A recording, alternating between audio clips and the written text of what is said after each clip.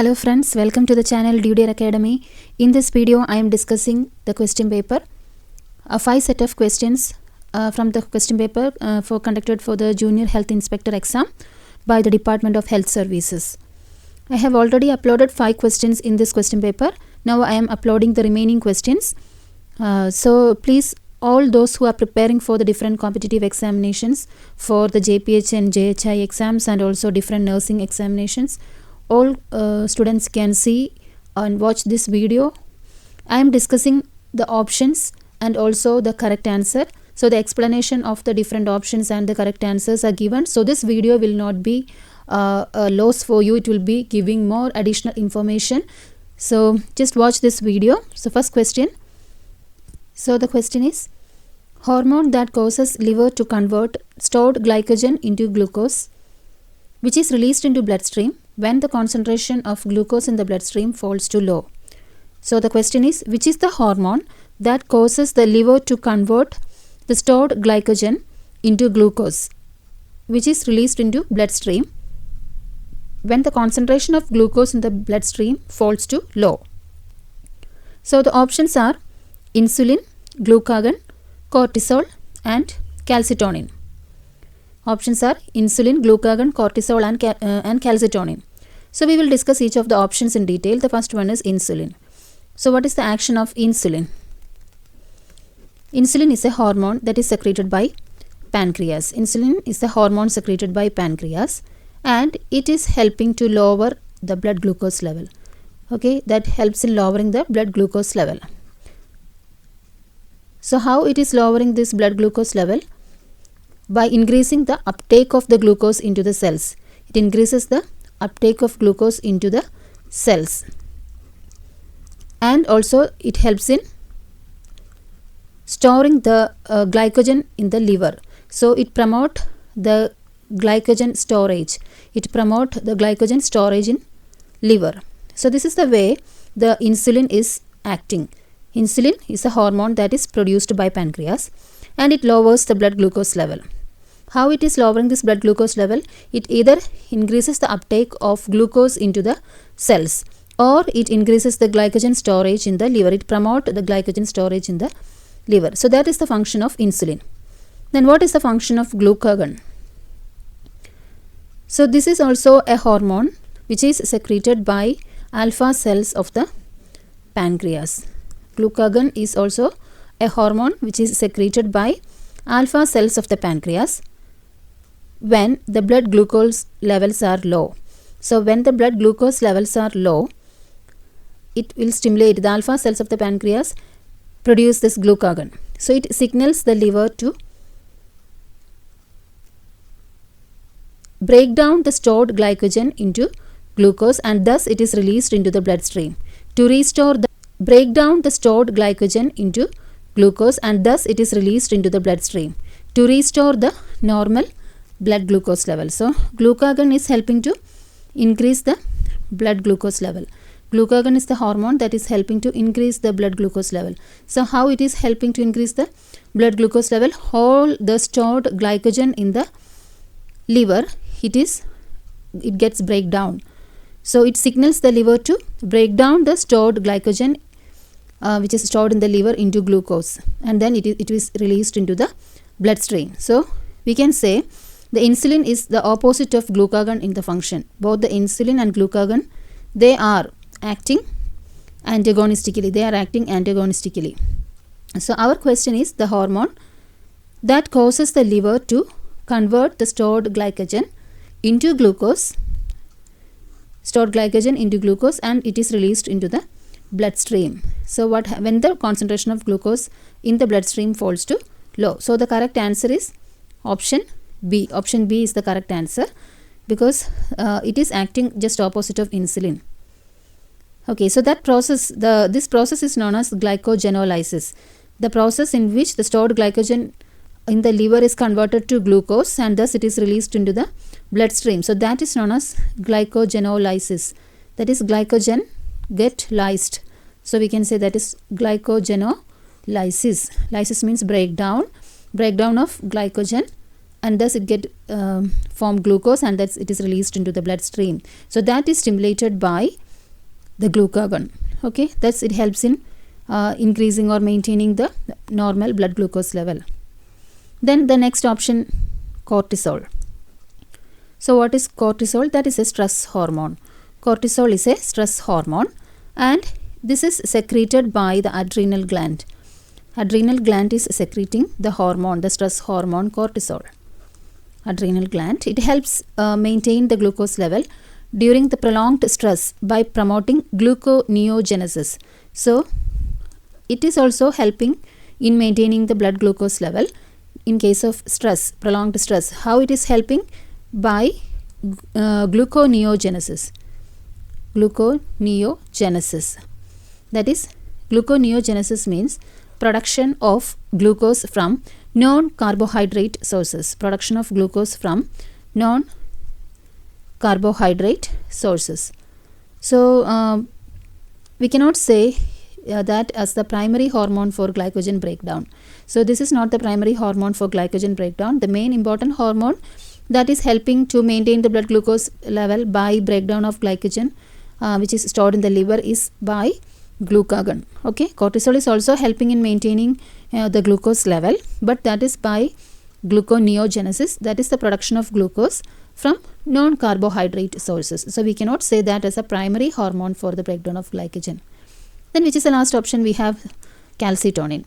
What is calcitonin? It is a hormone produced by thyroid gland. So calcitonin is produced by the hormone, that is thyroid gland. Okay, so we can say it is a thyroid hormone, and it helps in regulating the calcium levels. Calcitonin, it helps in calcitonin, that means it helps in regulating the calcium level in our body.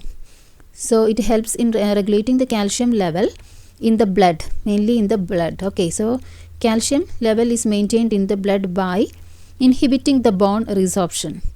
Okay, it inhibit bone resorption, and thus it helps to increase the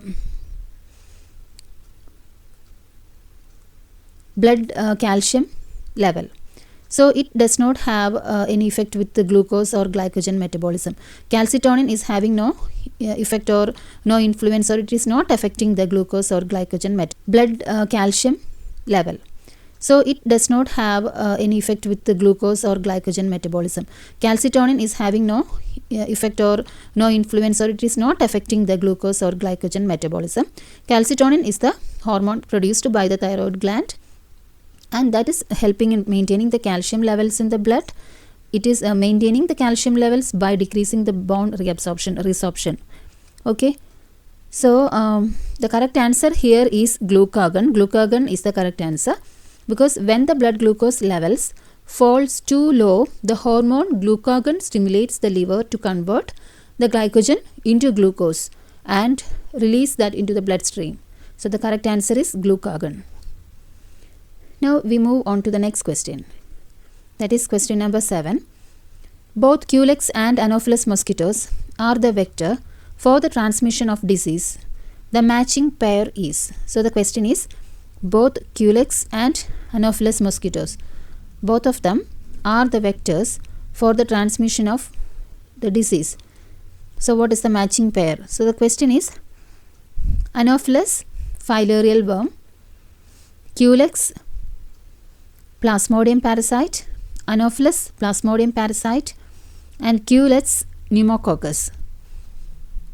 So we will discuss this Anopheles and Culex.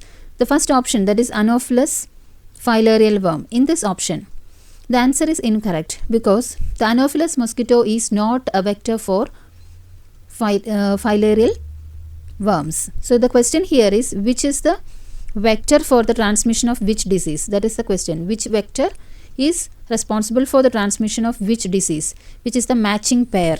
That is what we have to find out. So that is the question. Which vector is responsible for the transmission of which disease? So Anopheles is not a vector for filarial worms. Okay, the filarial worms which is causing filariasis are transmitted by Culex mosquitoes, not Anopheles. Okay, filarial worms or filariasis is mainly caused by Culex mosquitoes, not Anopheles. So that option is That option is wrong. Then we check the second option, option B, that is Culex and Plasmodium parasite. This option, the Plasmodium parasite is causing malaria. The Plasmodium parasite is causing malaria and it is transmitted by Anopheles. Okay, that is transmitted by Anopheles mosquitoes, not Culex. Okay. So malaria or the Plasmodium parasite is connected with Anopheles mosquitoes, not Culex. Then we have Anopheles and Plasmodium parasite. So that is the correct answer. Again, the Anopheles mosquitoes are the primary vector for the Plasmodium parasite, which is causing malaria. So they transmit the parasite through their bites. They are transmitting this parasites. Anopheles mosquitoes transmit the parasites through their bite. So this is the correct answer. Plasmodium parasite, again causing malaria, is responsible, or the vector is Anopheles. So that is correct answer. Not Culex, Anopheles is the correct answer. So option C is the correct answer. Then we have option D, that is Culex. Culex pneumococcus. That is incorrect. Culex mosquitoes are not associated with pneumococcus. Okay, pneumococcus means that is a bacterium, that is Streptococcus. Streptococcus pneumonia. Streptococcus pneumonia is that cause diseases like pneumonia. It is not a vector-borne. This is not a vector-borne disease. Streptococcus pneumonia is the bacterium that is responsible for causing the disease like pneumonia, and it is not. This is wrong. So among this question, which pair is the correct pair? Both the Culex and Anopheles mosquitoes are vectors for the transmission of various diseases. So which is the vector responsible for which disease? So which is the correct pair? That is the question. So Anopheles is not responsible for filarial worms. Culex is responsible.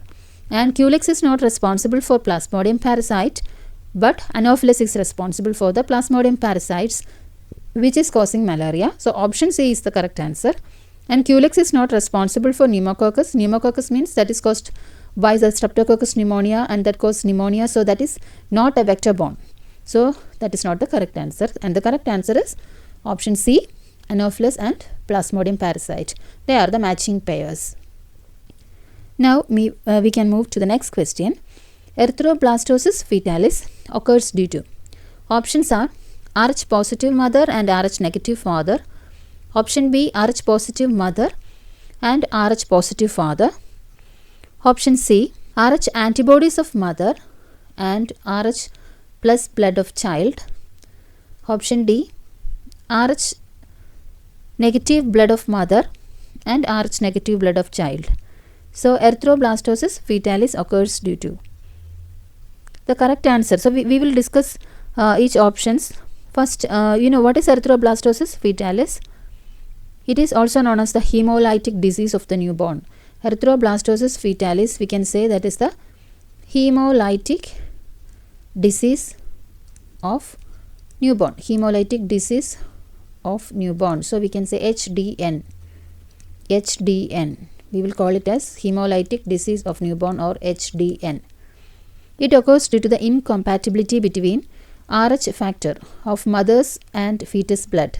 If there is any incompatibility between the Rh factor of mother and fetal blood, that is causing erythroblastosis fetalis. The mother is Rh negative. The fetus inherits Rh positive blood from the father. So what is the immune response? During pregnancy or delivery, some of the fetus Rh positive red blood cells may enter into the mother's bloodstream. And the mother's immune system recognize these Rh positive cells as foreign and produce Rh antibodies against them. So what happens in subsequent pregnancies?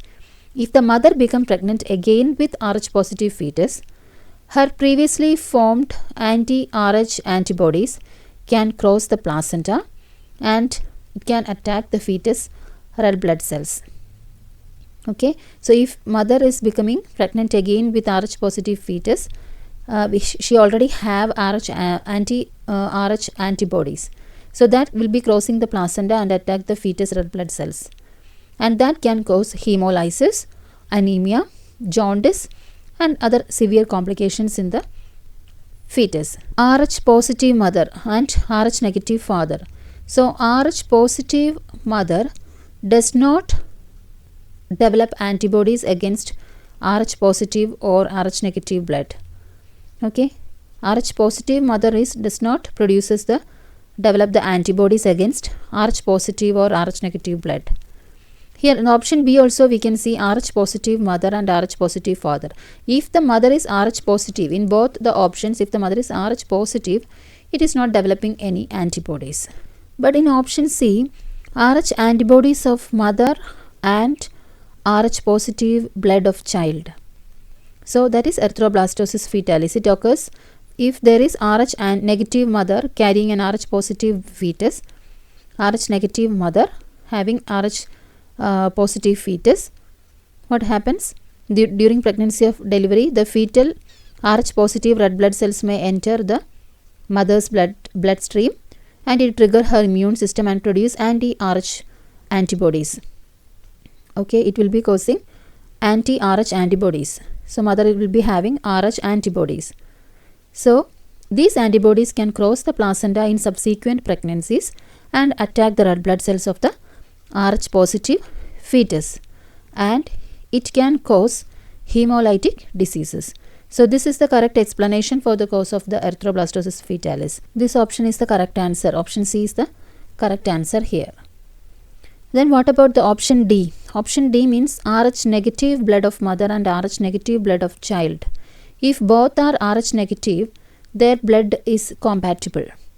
If both of them are Rh negative, their blood is compatible. The mother's immune system does not recognize the fetal blood as a foreign. The mother's immune system does not recognize fetal blood as foreign because there is no Rh antigen to trigger an immune response there. So that is not the correct answer. So that option is also the correct answer is Rh antibodies of mother and Rh positive blood of child. When Rh antibodies means the mother is having the antibodies against the Rh positive blood. So if during pregnancy of delivery, the fetal Rh positive, when there is Rh positive blood cells entering the bloodstream, triggering the immune response and produce Rh antibodies. So mother is having the Rh antibodies. So in subsequent pregnancies, it can attack the red blood cells of the Rh positive fetus and it can cause hemolytic diseases of the newborn. Now we can move to the next question. Down syndrome is due to options 44A plus XXY, 44A plus XY, 45A plus XY, 44A plus X0. So what is Down syndrome? It is caused by the chromosomal abnormality. Mainly it is, we will call that as trisomy 21. Trisomy 21. So total, what happens here, there are total 47 chromosomes in total. So with an extra copy of chromosome 21. Okay, there are total we have 46. So here what happens, there at chromosome 21 there is one more. So there are total 47 chromosomes in total. Total 46 chromosomes are there, but in a Down syndrome, if it means trisomy 21 means there are 47 chromosomes total, because in the 21, the chromosome 21, there is an extra copy. So 44A plus XXY, this corresponds to Klinefelter syndrome. Klinefelter syndrome. 44A plus XXY. So the males have extra X chromosome. Males have extra X chromosome. So there are total 47 chromosomes, 44 autosomes and XSY. So there are total 47 chromosomes here. So that is corresponding to the Klinefelter syndrome. Then option B is 44A plus XY. So this configuration, or this shows that this is the normal chromosomal configuration. This is the normal one. This is the normal chromosomal configuration for a male. That is 46, total 46 chromosomes, 44 autosomes and 1 X and 1 Y. So XY. So 44, then 45, 46 total we have the normal for the normal configuration for the male is 44A plus XY. So we cannot say this is Down syndrome. Then next option is 45A plus XY. So here we have one extra autosome. This configuration would have 46 chromosomes, but one less autosome. One less autosome, which is not the characteristics of Down syndrome. So this is not the correct, because here we have 45A plus XY. So that is not the correct. And 44A plus XO. This corresponds to. Then the next question is great reduction in the quantity of lymphocytes that disrupts the proper functioning of immune system. This occurs due to. So the question is, there is greater reduction in the quantity of lymphocytes. So lymphocytes are reduced, that disrupts the proper functioning of the immune system. So which is the condition in which there is great reduction in the quantity of lymphocytes that is functioning that result in the functioning of the proper functioning of the immune system. So the options: AIDS, typhoid, dengue fever and malaria. So when we are analyzing each of the options, first one is AIDS, acquired immunodeficiency syndrome. That is caused by human immunodeficiency virus HIV. And HIV specifically targets and destroys CD4 T lymphocytes. CD4 plus T lymphocytes. Okay. So this is the critical component of the immune system. So that is leading to weak immune system or immune response, and that may lead the person vulnerable to infections and cancers. So option A, AIDS, is the correct answer here. And we have option B, typhoid. Typhoid is mainly caused by Salmonella typhi. So it temporarily suppresses the immune system due to the stress of infection, but it is not directly causing a greater reduction in the lymphocytes. So it has no direct influence on reduction of the lymphocytes, even though it is causing the suppression of the immune system. Then we have dengue fever. It is caused by dengue virus, and it can lead to drop in white blood cells including lymphocytes during the acute phase. But that is also temporary, and that is not as profound or as long lasting as in case of AIDS. Then we have the last option, that is malaria. It is caused by Plasmodium parasites. It affects the red blood cells, and it can lead to anemia and immune system modulation. However, it is not directly causing a significant or sustained reduction in the lymphocytes. So which is causing direct impact or direct influence on the lymphocytes is AIDS. So it is affecting the CD4 T lymphocytes. So the correct answer here is option A. So thank you all of you for watching this video. I am uploading more videos on this question discussions, and I hope these videos are useful for all of you. So kindly subscribe the channel and watch all the videos. Thank you.